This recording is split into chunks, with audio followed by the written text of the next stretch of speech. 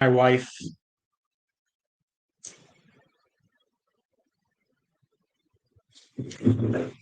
since she wanted to call me, and I wanted to make sure that she knew I was going to be busy for 30 minutes. Or maybe I won't. Maybe there'll be nobody here.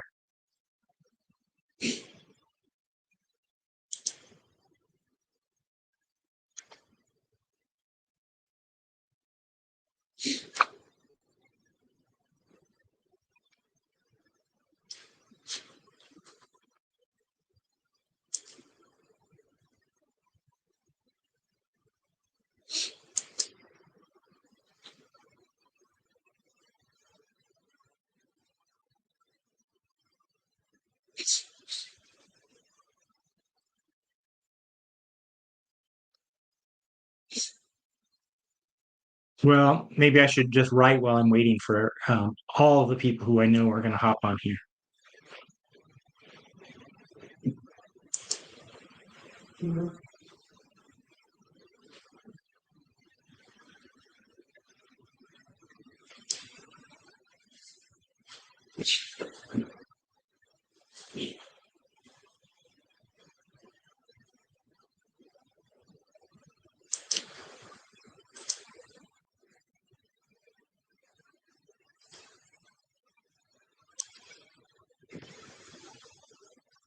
Well, now you get to watch me as I write because I am not going to talk to myself like I am right now.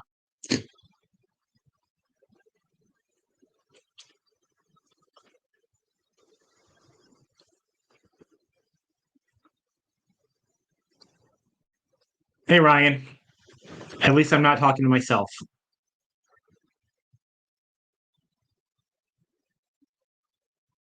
Now, if I could just put up my on my screen like the chapter I'm writing at the same time, then you could actually see the words come up.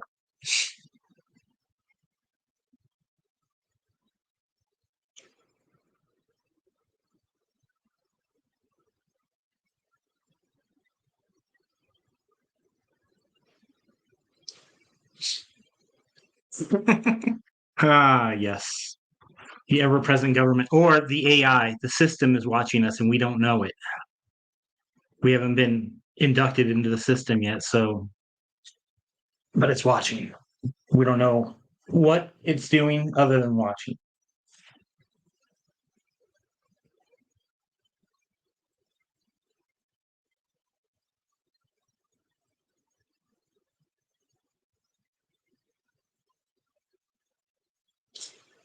That probably presumes a level of competence that I don't have. Hey, TJ, how's it going?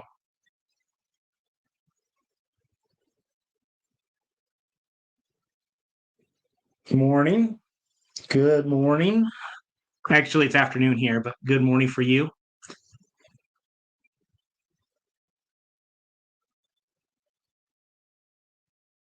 Hey, Sharon.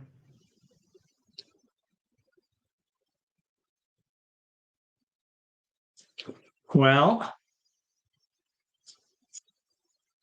it is always 5 o'clock somewhere. You're right. Exactly right.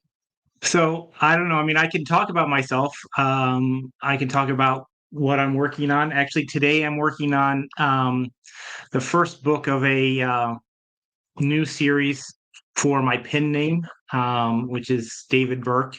The David Burke books have traditionally been filled with more adult elements than what you'll find in a Sean Oswald book, which because a Sean Oswald book should always be family friendly. Hey, JD. Uh, so I this is my um, next level stab into a cultivation lit RPG. It's called Crystal Core, and is an isekai, but in a cultivation world with a system and all of that. Um, and so far, fun. Coming out the end of November, presuming that I finish it up on time. Yeah, JD's been in almost everything that I've seen. I've attended a bunch of these, but I don't think I've attended any that JD hasn't been at. So okay, so Ryan, that question as to how many books. Um, so writing is now my job. I left my law practice in October 2 years ago, um, and you know, so it's both my job and my hobby, I guess. My wife gets mad at me sometimes because she says you're supposed to be done in the evening and hang out, and I'm like, well, you're watching TV, I'm just writing because writing is literally the thing that I love to do the most. It sort of fills the same brain slot for me that DMing has for the last 30 plus years. And I don't have to have a group of friends. Scheduling the table time for a D&D game can be pretty hard, but my characters always have to show up when I want them to. Hey, Brian. Yeah, and TJ, I don't mean to be remiss. I've seen you in a number of these as well, and Sharon, and we have a great community in Lit RPG. It is actually um, probably about as good of a community as a new author could look to find. And Brian, your new book is killing it. Great read, a lot of fun. When's book two coming out? Anyway, uh, well, James, if only cool people are allowed in here, then I have it on good authority from my wife and children that I would not be allowed in here. Uh, so right now I'm currently working on three different series, and so I say I'm working on three different series. I have more than one or more than three open series. So I guess go through it. So Life in Exile was the first series I started. It like all of my books, they kind of start with a question that I ask myself. And for Life in Exile, what would it be like if I were isekai but with my family?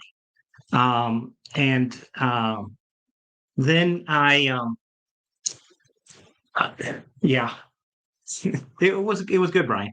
So um, so I follow a dad, a mom, and their three kids as they going. We're 6 books in. The first 4 books covers the first story arc, and then the next 3 covers the second story arc, which focuses a little bit more on the kids, but really still has the overarching themes going through it. It's you can imagine the struggles. If you are a parent, you can imagine how hard it would be to be in this world and have to see your children struggle and fight because that's the only way that they can level up. That's the only way they can survive. But it's also interesting because I got to play around with the teenager who completely disregarded her parents' instructions on how to assign her stats, and how she got a deception skill based upon her previous, uh, real world experience. Uh, yeah, yeah, many kids would be so dead, but they definitely get to go through it. They get to see their kids be hurt and struggle with that, which I talked about in a uh, panel that I was on earlier. It was really kind of cathartic for me because um, we had lost a daughter, and going through some of the struggles, and I got to vent some of that emotion in what the parents experienced in Life in Exile. After Life in Exile, I have Class Shift, which is a complete trilogy, and it started with the basic question: what if class wasn't a permanent thing? And in that series, the main character's class shifts around. At first, it seems completely random. Then we learn there's some form to it, and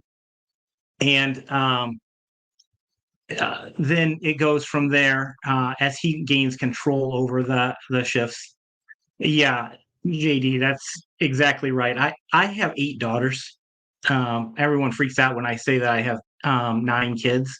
I have 8 daughters and 1 son, and uh, 3 grandkids at this point, with another one on the way. And all of my daughters except for one are either teenagers or past being teenagers. And yeah, I've experienced every teenage girl thing that you can. Although I've also been pretty lucky. My kids have been great. So um, yeah, I know. And the crazy thing is, six of them my wife and I had together, and then three are adopted from Haiti. So it's been quite the journey. After class shift, I wrote or started writing a series called Shaman's Call, um, which um, really was I was asking the question about what happens when the line between AI and living being is blurred. So at first, it seems like the character is drawn into an AI run VR world. We as we go through it, we learn that that might not actually be the case. Um, uh, yeah, Ryan. Yeah. I can tell you what causes that. What causes that is a wife who wants more kids. Everyone actually asks me all the time because our son is number 8. Everyone asks me, so what did you do to that poor woman? Couldn't you give up on having a boy? In 100%, it was absolutely my wife who wanted the son. She couldn't stop until we had a son. Um, Although I will file, you can file this away in TMI. I had a vasectomy and then had it reversed 5 years later because she wanted more kids and wasn't going to be happy. So anyway, and yeah, we did. We tried adopting, and even then, she still wanted more babies. So um, I'm sorry. So Shaman's Call is 2 out of 3 books done. I had actually intended to have it be longer, but I mean, unfortunately, this is also a business, so I have to pay the bill. So I will always write a conclusion to everything that I start out. So you can rest easy. If you start one of my series, you can know that you're going to get a conclusion unless I die. But it's probably going to be a little shorter than the original 6 books that I had planned. So Ryan already has his first kid. Yes, Jezebel, huh? That's a little bit of foreshadowing there. And then most recently on my real name, I have published Dragon Sorcerer, which was fun because I got to write a character who is not human. He's not a human reincarnated as a dragon. He's not a mage who turns into a dragon. He's a dragon and he sees the world as a dragon, even when he's having to hide as a human. 6 of 9 kids. Yeah. So number 6 of my 9 kids is really the quietest of all of them. She's actually about to finish becoming a paramedic, and her she's like 5 foot tall and 85 pounds and a paramedic and dares anyone to challenge her that she can't get it done. And so 6 of 9 can still be good, Jay.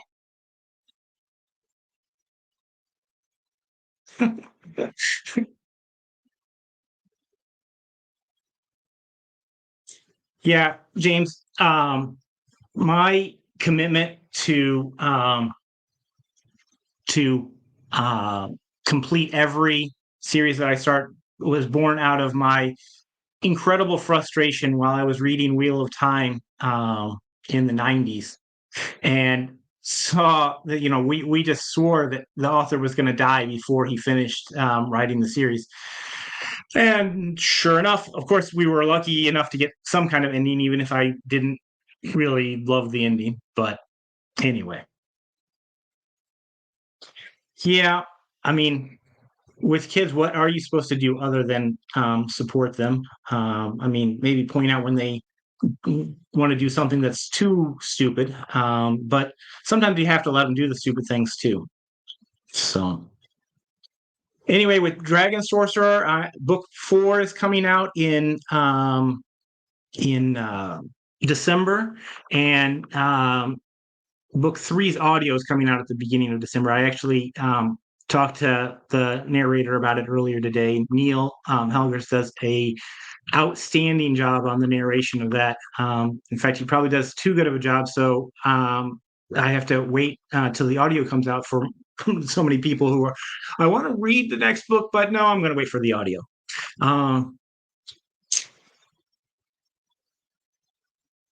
Yep, that's I believe it was either one was out and two was coming out, or two was out and three was coming out. JD. Okay, well, good question, Brian. So the irony is that I have a contract that requires me to complete two more series under that pen name. And so I will be completing two more series. In fact, I'm working on book one of a new series. The transition away is I guess the transition is away from anything being explicit, if that makes sense.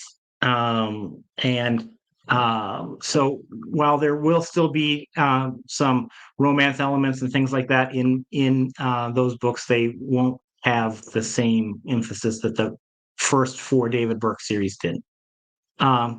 Hey Neil, you can't try not to work on it while you're typing in here at the same time, though. Okay.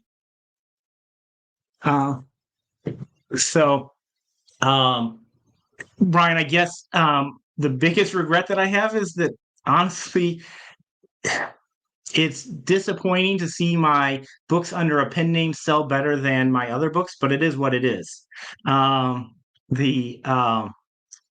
the reality is that Law of Strength has nearly 3,000 reviews now.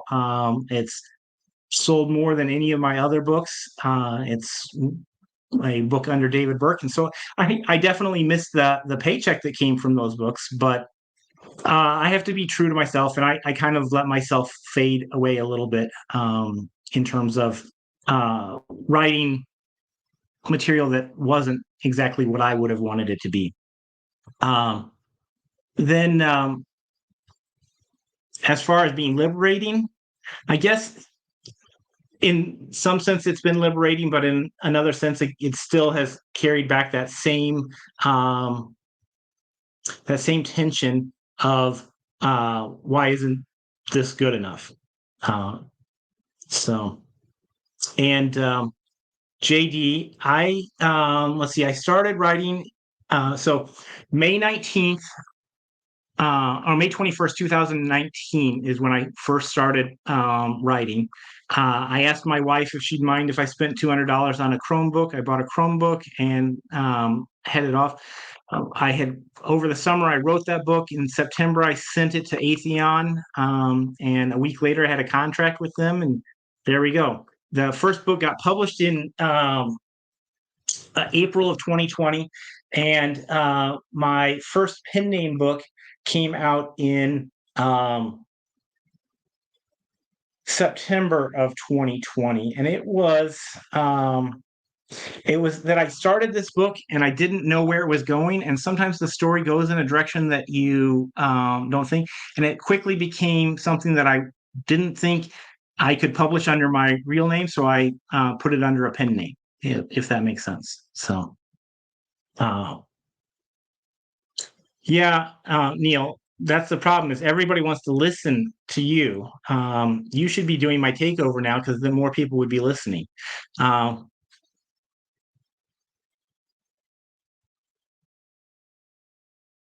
Good, James. I'm glad that he did. I had a great experience where there's a young man and he was listening to Dragon Sorcerer and literally listening to it virtually every day for a month, and had just heard it again and again and again.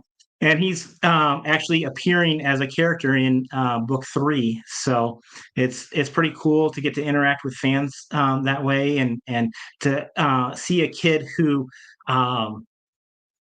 wasn't reading but was able to get into books through audiobooks.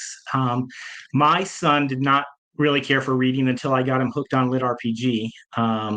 In fact, I discovered lit RPG, wanting to read books to him. I was reading Super Mage, um, from the Rise to Omniscience uh, series, and so he got into that, and we started talking about the stats, and then ultimately ended up with me writing my own books, of which I will say that he refuses to read Life in Exile, but the rest of them he reads the Sean Oswald books at least. Um, uh, as far as I wanted to share this story. So yesterday, I picked my son up from school. His school gets out at 12:15. Benefits of a small private school, and my him and my 16-year-old daughter were with me, and we went to Taco Bell, and we are all sitting there, not talking, as my daughter's rereading the Codex Alaria, which is not lit RPG, but a great book series that I recommend to everyone. And my son was reading Mimic and Me, which he says is absolutely hilarious. So I guess that's a good recommendation. If you think a 14-year-old humor is a good gauge, I haven't read it yet. I'm going to. It's on my Kindle to read, but he has a pretty good taste for what's good lit RPG. And then I was reading book 8 of Unbound, which is has become one of my favorite lit RPG series. And it's just we weren't talking, but it was pretty cool to have 3 people all sitting there at the table, all reading. And then whenever something happened in the book, we would say, hey, when we have a conversation about that. So, uh, hey, John, good to see you. When do we get more kobolds, John?